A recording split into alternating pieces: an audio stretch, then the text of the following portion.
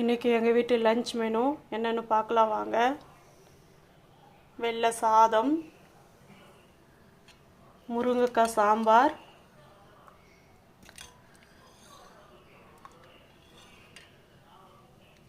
உருளைக்கிழங்கு வறுவல்.